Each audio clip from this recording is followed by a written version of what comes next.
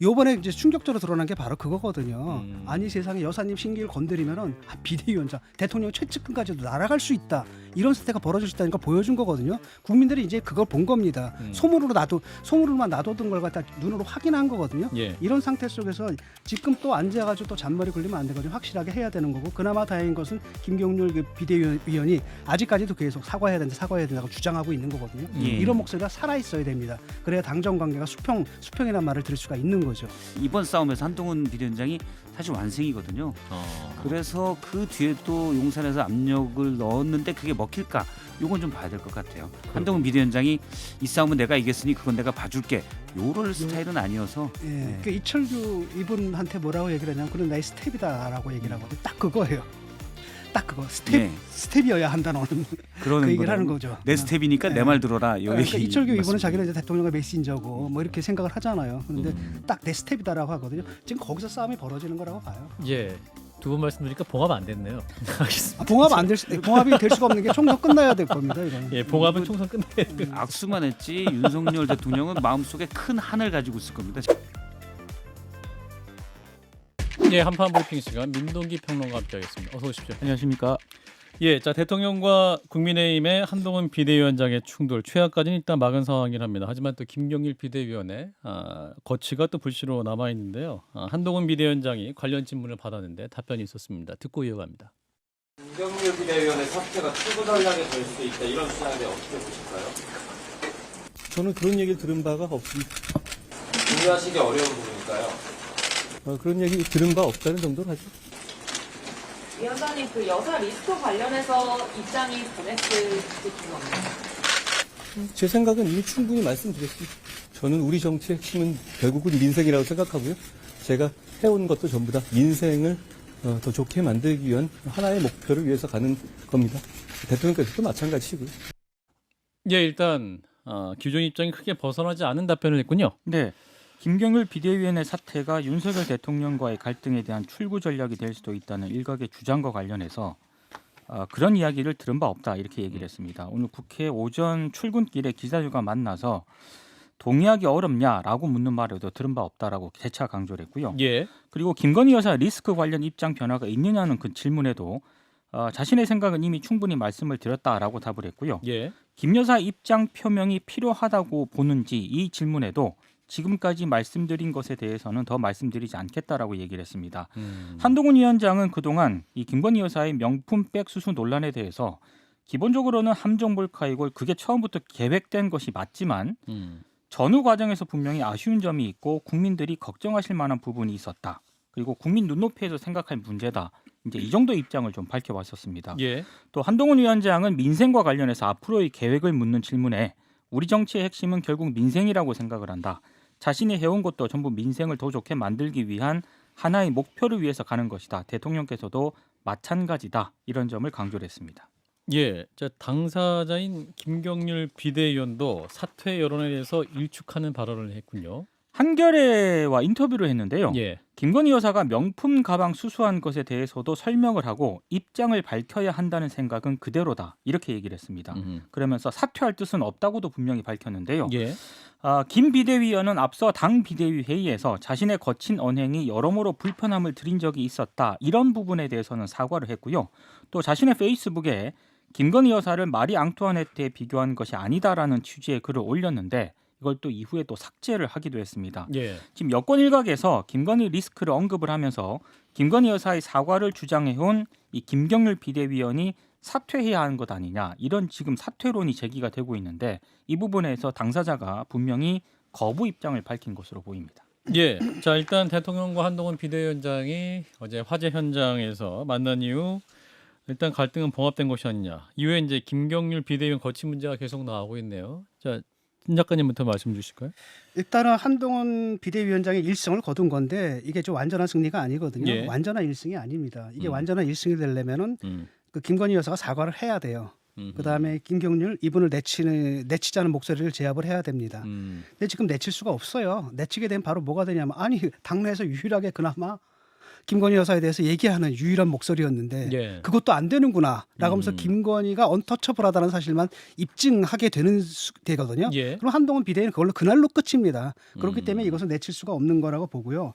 지금 뭐 그걸 출구 전략으로 제시하는 사람들은 그 친윤이에요. 지들이 이번에 좀 해보려다 안 됐거든요. 예. 멋지게 당한 겁니다. 딱그 비서실장이 찾아갔는데 내가 거절했다라고 아주 그냥 폭로를 해버렸죠. 예. 그다음에 뭐 사천이다라고 얘기를 했는데 아니 뭐 저 원내대표하고 사무총장하고 나랑 다 얘기했던 거다.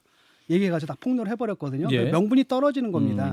그러다 보니까 그거라도 하면 자기들이 좀 비긴게 되잖아요. 그래서 그런 얘기가 좀 나오는 건데 그렇게 가게 되면 끝나거든요. 그러니까 대통령이 좀 비대위 활동이. 예, 대통령이 좀 아셔야 될 것은 지금 대통령의 사람들 또는 뭐죠 여사님의 사람들 그 사람들 믿으면 안 됩니다. 그 사람들은 이 이해의 관계로 좀 움직이는 사람들이거든요. 그러니까 가장 중요한 것은 대통령에게 유일한 보험은 그거예요. 정권 재창출이에요. 그걸 하면 달라져야 되는 겁니다. 그 달라지는 시도를 방해하면 안 되는 거예요.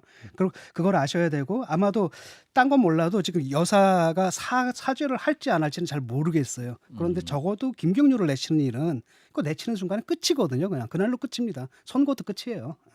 저도 박성태 교수님 의견에 동의하는데요. 예. 일단은 김경률 비대위원회 거치는 뭐 논의가 안 될 것 같아요. 왜냐하면 한동훈 비대위원장이 이미 지난 일요일 그리고 월요일 대통령에게 고개를 의태어를 좀 붙이면 정말 뻣뻣이 든 거거든요. 이 정도에 비하면 그런가요? 김경률 비대위원회 거치 문제는 상당히 작은 문제입니다. 아하. 이미 고개도 뻣뻣하게 쳐들었는데 비대위원을 내친다? 지금 한동훈 비대위원장이 완승인데 비대위원을 내치는 순간 지는 게 됩니다. 그래서 이제 있을 수 없는 거고 그건 진 교수님 말대로 일부 친윤들이 요 정도 안으로 대통령 얼굴 좀 세워줘라는 부탁으로 얘기할 건데 예. 제가 들은 바에 뭐 전혀 뭐 김경률 비대위원회 거칠 문제는 없을 거고요. 그다음에 이제 문제는 그러면 김경률 비대위원이 얘기했던 건 예. 이른바 김건희 여사 백 문제에 대한 뭐가 나와야 되거든요. 제가 취재한 바에 따르면은 일단 여권에서는 사과는 아니고 유감의 입장 표명 정도는 대통령 신년 신년 인터뷰 형태로 아하. 준비 중이다. 또는 뭐 서면으로 준비 중이다. 이런 얘기도 있는데 신년 인터뷰 정도로 준비 중이다. 이런 얘기가 좀 있고요. 대통령까지 거기에 오케이 했는지는 모르겠습니다. 그런데 여권에서 좀 심도 있게 논의가 되는 것 같아요. 아하. 그리고 이제 오늘 그러니까 김건희 여사가 직접 나오는 건 아니고 아니고 대통령의 입을 통해서 예. 유감 표명 정도 나올 것이다. 예, 사과가 아니라고 하는 거는 대통령실이나 그다음에 여권 친윤들이 계속 얘기한 게 뭐입니까? 피해자인 거지 않습니까? 그렇죠. 잘못한 건 없다. 그런데 임기 초에 관저가 마련되지 않았을 때 어수선할 때 함정 몰카에 당해서 선물을 받았는데 예. 어수선해서 관리를 못했다는 유감 표명 정도. 근데 본질적으로 이게 그러면 잘못이 없는 건가? 백을 받은 건 국민들이 다 알고 있는데 예. 이 문제는 계속 남아 있게 되지요. 거의 아니 그 정도로 해명이라도 했으면 되는데 그걸 예. 안 하거든요. 예. 그 얘기를 못 하는 게 뭐냐 그런 합리적 판단을 내려야 되는데 그 얘기를 못 하는 겁니다. 이 사람들 어제도 뭐 그 이용호 의원도 그런 말 하잖아요. 우리가 가만히 있으면 이게 어차피 지나가는 의제다. 예. 절대로 안 그렇거든요. 특검법도 그냥 지나갑니까? 아니잖아요. 끌고 끌어가 결국 여기까지 온 거고 진작에 했으면 끝날 거고 명품 디올백도 터졌을 때 그렇게 해명했으면 그냥 끝나고 넘어갔을 문제인데 예. 랠리를 끌고 오니까 여기까지 온 거거든요. 이걸 갖다 모르지 않는 사람들인데도 왜냐 여사가 무서워하는 거예요. 여사한테 잘못 보면 큰일 난다라는 거. 요번에 이제 충격적으로 드러난 게 바로 그거거든요. 아니 세상에 여사님 신기를 건드리면은 비대위원장 대통령 최측근까지도 날아갈 수 있다. 이런 사태가 벌어질 수 있다는 걸 보여준 거거든요. 국민들이 이제 그걸 본 겁니다. 소문으로만 놔두던 걸 갖다 눈으로 확인한 거거든요. 예. 이런 상태 속에서 지금 또 앉아가지고 또 잔머리 굴리면 안 되거든요. 확실하게 해야 되는 거고 그나마 다행인 것은 김경률 그 비대위원이 아직까지도 계속 사과해야 된다고 주장하고 있는 거거든요. 이런 목소리가 살아 있어야 됩니다. 그래야 당정 관계가 수평이라는 말을 들을 수가 있는 거죠. 제가 분위기를 보니까 이제 김경률 비대위원이 최근에 언론사 인터뷰도 막 하자고 하는데 예. 약간 다 거부하는 모양새예요. 그러면서 당분간이라는 에서 거부를 한다고 그래요. 굉장히 취재를 구체적으로 하셨군요. 거부 저도 멘트까지. 이제 먹고 살아야 되니까 여기 저 취재를 좀 했습니다. 근데 저희도 공개하면 저희에게도 예. 당분간 못하겠다라고 예. 오늘 사실 출연 약속까지 있었는데 예. 못하겠다는 말씀하시더군요. 그게 이제 분위기를 보면 왜냐하면 용산에서 뭔가 액션이 조만간 있을 것이다. 그때까지는 두고 보겠다. 왜냐하면 지금 일단 한동훈 비대위원장이 완승한 상태에서 하지만 디올백 문제에 대해서 뭔가 입장을 내놔야 되는데 예. 여기서 또 계속 얘기하면 약간 더 문제가 더 커지잖아요. 파열음이 나니까 그때까지 기다리는 걸로 보이고 그러면 다음 주 초 안쪽까지 초반 정도까지는 대통령실에 뭔가 입장을 내놓을 있지 않을까.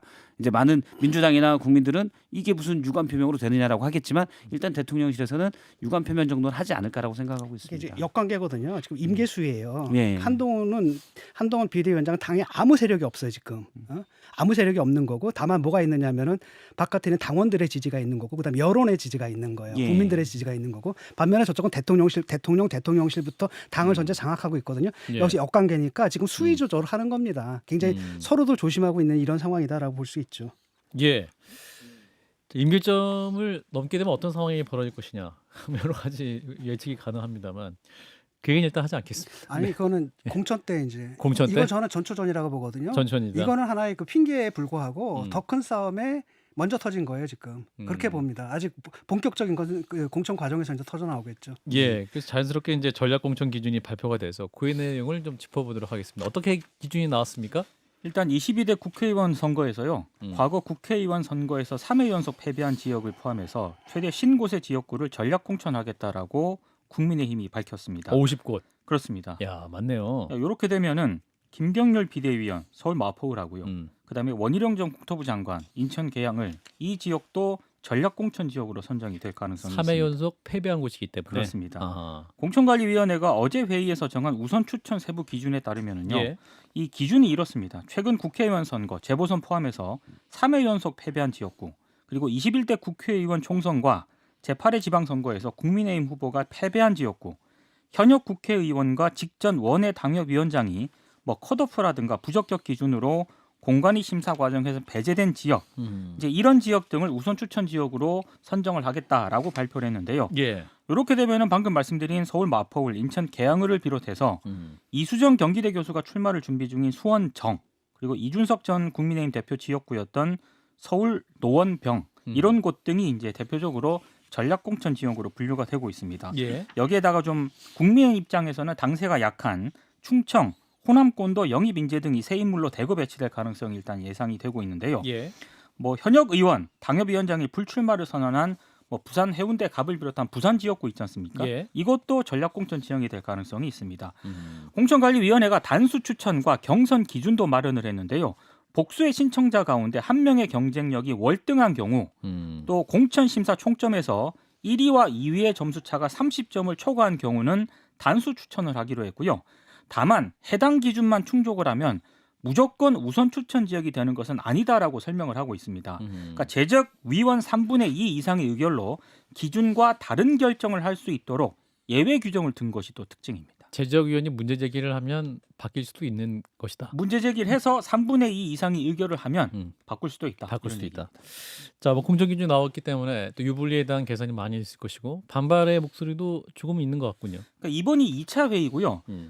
공관위가 1차 회의 때 발표한 그 공천 규정에 대해서 이의제기 신청이 8건이 이제 접수가 됐는데 이 부분도 논의를 했는데 결론은 못 냈습니다. 그러니까 1차 회의에서 공천관리위원회가 현역 의원에 대해서 권역별 하위 10% 컷오프 그리고 동일 지역구 3전 이상 경선 득표율 15%를 감점하는 그런 규정을 발표했거든요. 네, 다선 중진 의원들이 좀 반발을 했습니다. 충북에서 오선희 정우택 의원 등이 바로 이의를 제기했고요.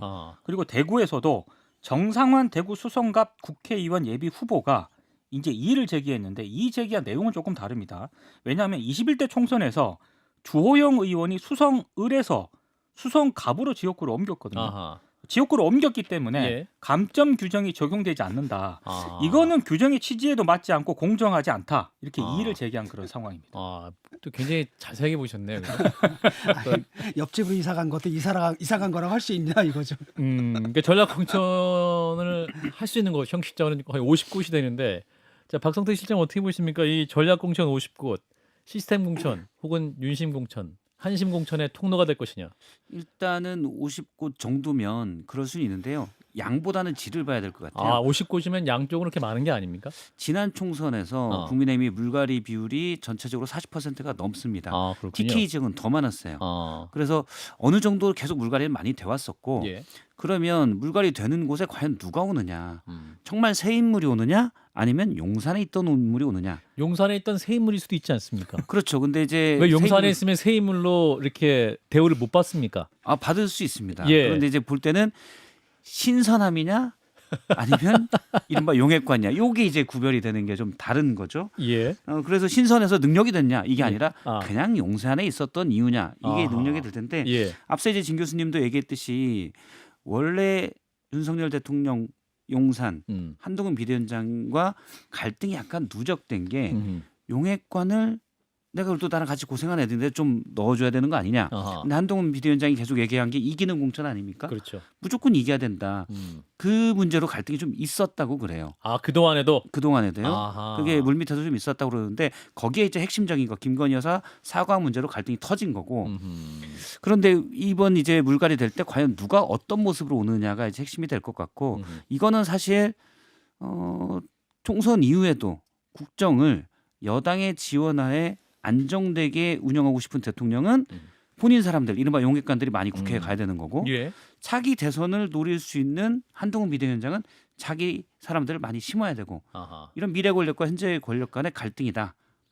이렇게도 볼 수 있습니다. 진 교수님. 그렇죠. 저도 그렇게 보고요. 그게 이제 빌미로 터져 나온 거예요. 김건희 빌미로. 네. 왜냐하면 항상 그렇잖아요. 이거 팔구단이잖아요. 이름을 좀 팔구단이거든요. 이 사람들이 이거 빌미를 딱 걸어가지고 한 거고 그 다음에 사실상 다 얘기가 된 거 아닙니까? 김경률 그 비대위 같은 경우에는 생각해 보세요. 전략적으로 영입한 거잖아요. 그럼 전략공천 지역에 내보내는 게 당연하고 원래 그 정도 몸무게가 있는 분은 뭐 당선이 확실한 데 보내야 되는 거거든요. 예. 그게 안 되면 사실 살아서 돌아오기 좋은 데 보내야 되는 거고.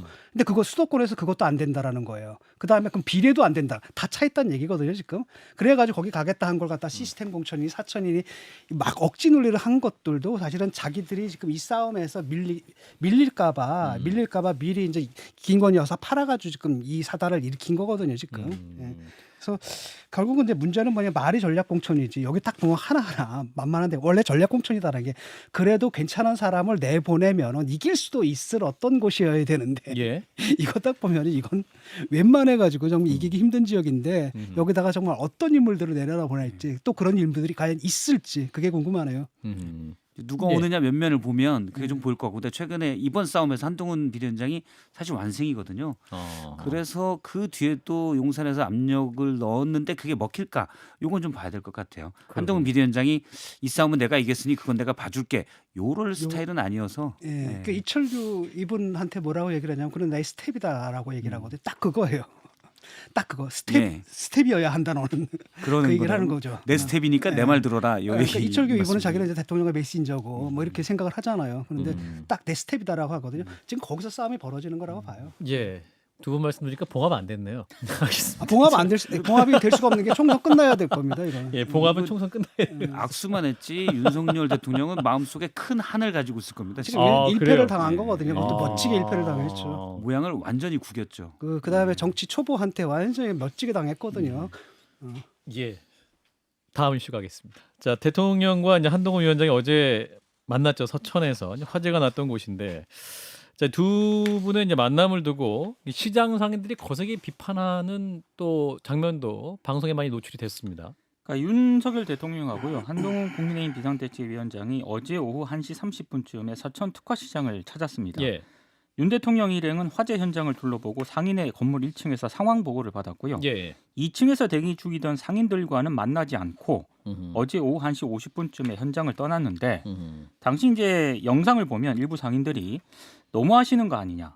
대통령이 어떻게 와서 아무 말도 없이 가버릴 수 있느냐. 예. 이렇게 좀 항의하는 그런 모습도 있었고 예. 또 일부 언론 보도를 보면 2층에 있던 그 상인들이 대통령을 만나기 위해서 건물 1층으로 내려가려고 했었는데 그 내려가려고 하던 상인들을 경호원들이 막았다. 그래서 뭐 실랑이가 좀 있었다. 이런 보도까지 나온 그런 상황입니다. 예. 뭐 이제 대통령 오시면 어떤 상인들에게 좀 말씀 많이 해주시면 좋을 텐데 왜 그만 가시냐 뭐 이렇게 호소하는 분도 있었던 것 같은데 자, 민주당도 목소리를 내고 있네요. 이재명 대표가 오늘 최고위원 회의에서 서천 특화시장 방문을 갈등 봉합의 장으로 활용했다. 뭐 이런 취지로 비판을 했고요. 윤한 갈등 봉합의 장으로 활용했다. 그렇습니다. 예. 이제 이렇게 비판이 나오니까 대통령실이 이제 어제 오후에 서면 브리핑을 냈는데 예. 대통령은 피해 현황을 꼼꼼히 질문하며 현장을 살피고 상인들을 면담했다. 이런 입장을 밝혔고요. 예. 그리고 바로 이제 상인 대표를 만나서 얼마나 상심이 크시냐 이렇게 뭐 신속하게 지원해드리겠다라는 그런 취지의 말을 했다라고 밝혔습니다. 예. 근데 일부 상인들의 반발이 이제 알려지고 나서 대통령실이 이제 추가로 공지를 했는데요. 일단 김태형 충남지사의 안내로 상가동 1층에서 피해 상인 대표를 만나서 고충과 정부에 대한 요청 사항을 들었고 또 장관들에게 특별 재난 지역 선포를 즉시 검토하고 이게 만약에 어렵다면 이에 준하는 지원을 하는 등의 피해 복구에 필요한 조치를 적극 취할 것을 지시했다. 이런 점을 또 공지를 했습니다. 예. 근데 계속해서 이 영상이 좀 인터넷 등 언론 등을 통해서 보도가 되면서요. 예. 논란이 좀 확산이 되고 있는 상황입니다. 예. 그러니까 이제 일부 공개된 영상에는 만나지 않았다 이 주장만 있지만 김태흠 충남지사 얘기는 또 상인 대표 만나서 말씀할 건 들었다. 뭐 이런 게 주장이 또 나오고 그렇습니다. 있는 거죠. 자, 한동훈 비대위원장은 오늘 순실대에 있었던 그 대학생들과의 간담회 이후에 또 관련 입장을 밝혔는데요. 영상 듣고 이어가겠습니다. 저는 여당의 대표로서 재난의 현장을 갔던 것이고요. 특별히 그걸 계획한 것은 아닙니다. 거기서 그럼 대통령도 오시고 저도 오는데 거기서 따로따로 가야 맞는 것이냐 이런 말씀 드리죠. 거기서 무슨 다른 얘기를 하는 건 없잖아요. 그러면 거기서 대통령과 여당의 대표가 책임 있는 지원책을 만들고 그것을 실천하기 위해서 재난 현장을 둘러보는 것이 잘못된 건가요? 예, 자, 한동훈 비대위원장의 반박까지 들으셨는데, 자, 진 교수님부터 말씀 주시죠. 이게 전체주의자들의 선전선동 방식이거든요. 저런 것들이 영상 딱 따면은 예. 영상이라는 건 말이죠. 공간 중에서 일부를 떼내는 거고 시간적 흐름 중에서 일부를 떼내는 거거든요. 예. 그거 가지고 얼마든지 거짓말을 할 수가 있는 겁니다. 근데 사람들이 영상을 제시하면 이게 진실이라고 믿잖아요. 그러니까 민주당에서 주로 이런 식으로 하거든요. 대표들 만나서 얘기를 들었고 일부 예. 상인들이 불만 가질 수도 있죠. 왜 예. 우리 얘기는 안 들어주느냐. 접근하려고 그러면 경호실에서는 근데 아무나 들어볼 수는 없는 거잖아요. 예. 이런 문제거든요. 그렇다면 또 뭐 과잉 경호를 했느니 또 이렇게 해가지고 그런 식으로 싸움을 거는데 예. 중요한 건 그게 아니잖아요. 지금 뭐가 문제인가, 사원들을 어떻게 지원할 건가, 여야가 같이 머리를 맞대서 여당은 뭘 하고 야당은 뭘 하고 그 얘기를 해야 되는데 앉아가지고 지금 논평들을 내고 있는데 그 논평 내시는 분들은 따뜻한데 앉아가지고 내고 있거든요. 이게 무슨 도움이 됩니까? 그다음에 언론들도 제발 그렇게 가져가지 않았으면 좋겠거든요. 설사 유튜브에선 그런다 하더라도 언론들은 상황들을 좀 보고 항상 이렇게 되다니까 모든 게 다 정쟁이 되잖아요. 그러니까 피해 주민들이 절규하는데 절규 가지고도 지금 이걸 가지고 남을 공격하는 무기로 지금 사용하고 있잖아요. 지금 이건 좀 비정상적이지 않습니까? 네, 박 시장님. 저도 진 교수님 말대로 일단 야당은 그럼 과연 뭘 했냐 이 비판은 타당하다고 봅니다. 예. 다만 이제 대통령과 여당에 가서 어제 보였던 것도 과연 방점이 어디 찍혔을까에 대해서는 의구심이 충분히 있어요. 예. 왜냐하면 시간을 앞당겨서 앞서 이제 한동훈 비대위원장 말대로 이왕 간 김에 같이 만났다 뭐라고 할 수는 없죠. 대통령이 시간을 앞당겨서 갔는데 그런데 몇 시간씩 걸려서 가서 현장을 둘러본 건 대통령이 20분이에요. 저도 이제 여러 영상을 봤는데 말대로 사실은 저 주민 대표들을 만나서 얘기 듣고 지원해주겠다고 하는 대목도 있습니다. 예. 그런데 할애한 시간이 20분입니다. 그러면 과연 어디에 초점이 맞춰졌을까? 한동훈 위원장과 뭐 악수, 어깨 툭툭 이 장면이 더 머릿속에 있지 않았을까? 이건 뭐 상상이지만 그런 의구심이 드는 거죠. 그러면 이건 저는 대통령 참모가 예. 사실 이 정말 잘못했다. 오히려 아마 조언이 있을 것 이때 한동훈 비대위원장이랑 같이 손을 잡으면 빨리 봉합하는 모습을 할 수 있었을 겁니다라고 했을 것 같은데 예. 추측인데 같은데 이건 잘못된 조언이다, 잘못된 참모의 역할이다라고 생각을 합니다. 오히려 현장의 주민을 더 오래 만나고 더 좀 고통을 예. 공감하는 모습을 더 보여줬어야 했다. 근데 과잉 해석이잖아요. 그런 것들이 여태까지 대통령들이 현장 가가지고 몇 분 있었는지 한번 통계를 내보세요. 제가 못 냈습니다. 그러니까요. 그런 거 통계를 낸다면 너무 의례적으로 짧았다는 그런 말을 할 수가 있는데 네. 항상 이런 식이거든요. 저는 그런 거 그게 잘 잘못됐다고 봐요. 여기서 지금 이거 가지고 싸울 때가 아니잖아요. 지금 피해액이 얼마고 예. 그다음 지원하는데 얼마가 돼야 되느냐 이거 가지고 얘기를 해야 되는데 예. 이걸 이렇게 가져가냔 말이죠. 그래서 저는 이게 지금 한국 정치를 망치는 거거든요. 저는 이래서는 안 된다고 봅니다. 그 해석을 하려면 얼마든지 잡아낼 수도 있거든요. 저도 지금 한번 해볼까요? 뭐 이재명 대표가 누가 했건 시비를 하려면 200가지를 건들 수가 있거든요. 200가지는 들 수가 있고 그를 미워해야 할 일을 갖다 1000가지는 찾아낼 수가 있습니다. 근데 그게 올바른 거냐라는 거죠. 저는 뭐 일단 대통령실이 재난 지역에 가서 방점이 거기에 물론 해석의 문제입니다. 지 교수님 말대로 해석의 문제인데 그쪽에 더 쏠렸을 것 같은 느낌이 분명히 들고요. 그렇다고 해서 정무적으로 그래서 이건 봤을 때 그럴 정무적으로 수밖에 봤을 때, 없었다. 그래서 이거는 되게 부적절했다라고 생각을 하고 그렇지만 진 교수님 말대로 역시 뭐 민주당에서도 이걸 가지고 며칠씩 할 건 아니다. 따끔하게 비판할 수는 있지만 며칠 정쟁에 아니, 여기에 매몰되는 거는 저도 반대입니다. 아니 그렇게 비판하는 언론도 예. 생각해 보세요. 거기서 피해액이 얼마인지 보도한 사람들이 있습니까? 어떤 지원책이 있는지 아무도 보도한 적 있어요? 다 그것만 보도했잖아요. 예. 자기들이 그렇게 만들어 놓고서 대통령실이 그랬다라고 얘기를 하는 거라는 거죠. 그러니까 대통령은 재난 현장에 가야 되는 겁니다. 이재명 대표처럼 거기 안 가고 떡볶이 먹고 있으라는 얘기예요. 그다음 다 여당 대표인데 집권 여당 대표는 당연히 가야죠. 가야 되는 건데 둘이 갔다란 말이에요. 그럼 된 건데 거기다가 또 온갖 해석을 다 하고 이런 건 전 적절하지 않다고 보거든요. 언론들도 문제 핵심이 뭐냐? 거기서 핵심은 그 피해 주민들 아닙니까? 거기서 예. 초점을 맞춰야 되는데 엉뚱한 데다 관점이 가 있어요. 그래서 거기까지 했으면 좋아. 근데 또 비판까지. 나 이건 진짜 가증스럽다고 생각하거든. 예. 네, 박 시장님. 몇 달 전까지만 해도 예. 언론에 있어서 예. 여기서는 제가 따로 얘기를 드리지 않겠습니다. 자기들이 사실은 이렇게 보도해 언론도 놓고서- 그런 관심이 그런 게 있는 건 맞으니까요. 예. 예. 두 분 다 끝나셨습니까? 예, 알겠습니다. 그럼 일단 여기까지 하도록 하겠습니다. 민동기 평론가였습니다. 고맙습니다. 고맙습니다.